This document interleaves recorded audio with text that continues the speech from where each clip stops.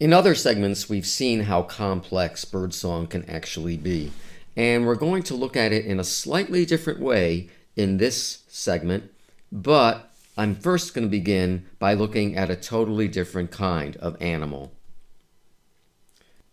Now, in frogs, and probably the same with birds, it can be energetically costly to produce very complex types of vocalizations. So the obvious question is then why do they do it? Well, increasing the number of harmonics of the advertising call, as you can see here, which they use to advertise their presence to females. You can see a simple call up on top and then increasing complexity as we go from top to bottom. In other words, more layers of harmonics, rendering a more complex call. And these more complex calls are just a lot more costly in terms of expended energy for the frogs to utter. So again, yeah, why do they do that? Well, especially in light of this. The females happen to like that simple call. They don't need the complexity. They're fine with a simple call. However, big however, it turns out that, of course, in many situations you have a whole bunch of frogs calling at the same time. So with increased male competition, it turns out the females will in fact prefer to choose to mate with the males that are uttering more complex calls. So that behooves the male to switch from an energetically less costly simple call to a more costly complex call in order to hopefully win a mate, or at least mate with a female. Now here's a species of frog we've seen in another segment called the Tungara frog. And they utter, you might remember, chuck calls. Here is a portion of a chuck call. And it sounds like this. Now that's not the full chuck call. This is. And you can see there is a bit at the end that's missing in the top version of the call. So this is the full-blown chuck call, and it sounds like this. Okay? So we call that first portion the whine, and the very end the chuck, but the call is typically referred to as the chuck call, not the whine call or the whine chuck call, just the chuck call. So there's the whine slowed down, and now we'll slow down the full-blown chuck call. Okay, now, bats eat frogs. We've seen that in another segment as well. Now, females happen to like the chuck, so it behooves the males to actually not just produce the whine without the chuck, but the whole chuck call, including the chuck at the end, if they want to mate. Unfortunately, and if you look at the properties of that chuck, it's a very short note. It turns out bats can localize the chuck portion of the chuck call very easily. They have a hard time with the whine because it just meets the whine itself meets the properties of a difficult to localize call. It's a long call, not pure tone, but pretty much not traversing a lot of harmonics. It generates some harmonics, as you can see, but nothing like the chuck component does. Now, the males will switch to the whine if they detect bats in the vicinity. But now, it's a double-edged sword because the females like the chuck, but the males don't want to get eaten by the bats. So, as we saw with the first case, if there's a lot of other males that are calling at the same time who are in fact producing chucks, then just about all the frogs are going to start producing chucks and take their chances with the bats. Okay, birds. These are striped kingfishers, and they do something that is also complex, complexity of a different nature, and that is duetting. And the technical term for that is antiphonal song. So that's what a duet is. So here we have bird 1 and bird 2, male and female. Now, I don't know if the bird 1 is the male or the female, it doesn't matter. But you can see on the sound spectrogram, there's bird 1 and continuing actually along out there. But before that bird ends this note, in comes bird 2, duetting with bird 1. And then they stop, and then bird 1 again, coming on over there, and then bird 2 starts over there.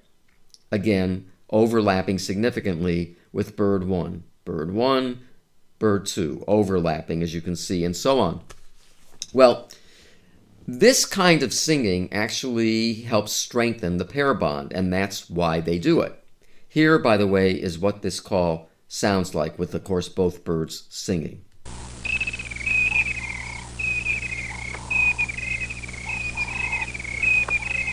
So you can hear the overlap pretty clearly in that sample. And we see the same thing in plain-tailed wrens. They also have antiphonal song. So here's the sonogram.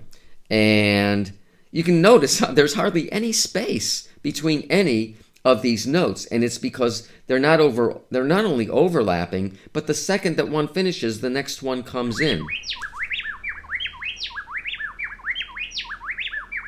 Okay, so let's break that down a little bit. Bird 1, I've put in red, bird 2 in blue, and bird 1 is the male in this case, bird 2 is the female. So you can see from here to here, that's bird 1. Bird 2 comes in here. Now, they're not so much overlapping here, but bird 1, well, bird 2, this is part of bird 2 as well. Then bird 1 immediately comes in. There is overlap a little bit with bird 2.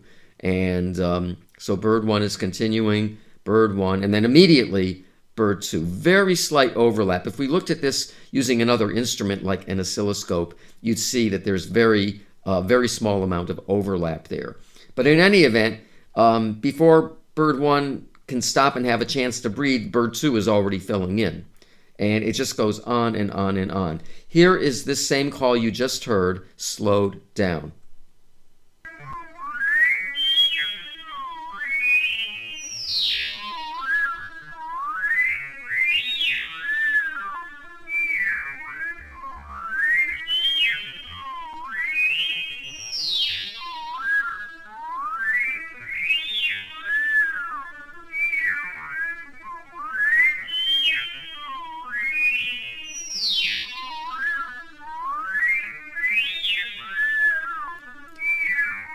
So again, there's hardly any space between any of these notes because of the duetting. And again, this also helps to strengthen the pair bond. Now, repertoire size, how many different kinds of songs that birds sing, is also a form of complexity. You can think of it that way. I mean, why sing so many different types of songs? And not all species do. And they don't do it under all circumstances, as you'll see. But there have been a whole bunch of hypotheses that have been put forth to try to explain why we have this form of complexity, so many different types of songs. I'm only going to mention one, and it's called the Beau-Geste hypothesis. It's named after this movie, very old movie, I think, 1930s or thereabouts, and it's been remade several times. But Beau-Geste was like in the French Foreign Legion or something, and there's this fortress in the desert, and so they're occupying the fort, so they have to protect it against the invaders, and then the invaders come and they kill most of the soldiers, but Beau-Geste is still alive, and so what he does is well, I'll show you what he does. Here's an edited clip that I put together.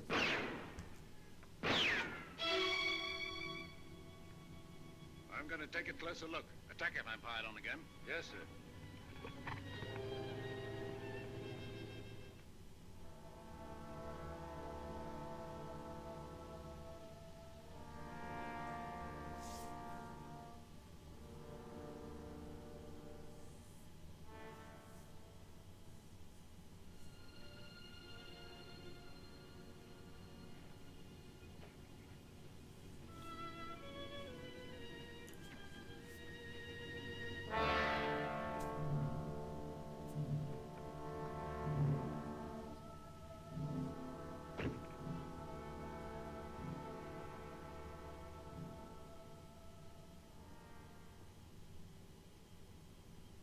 So they're all dead.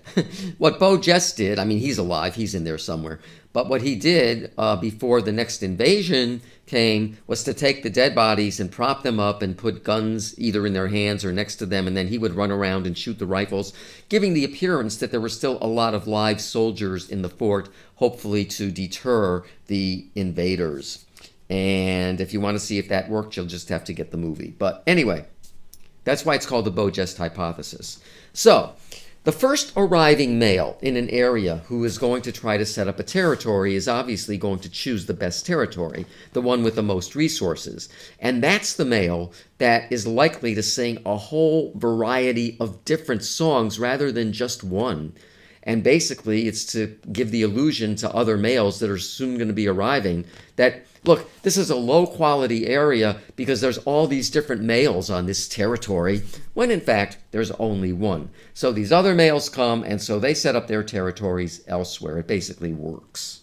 Song sparrows. They, too, sometimes utter a number of different types of songs, and sometimes they don't. And it turns out that females happen to like the males that are uttering a more varied repertoire than just repeating the same song over and over again. So, there's all kinds of species differences in terms of whether you're even going to see anything like what the song sparrow is doing here, but at least it works for them. So those are different aspects of complexity and reasons for why vocalizations are sometimes very, very complex, despite the energetic cost.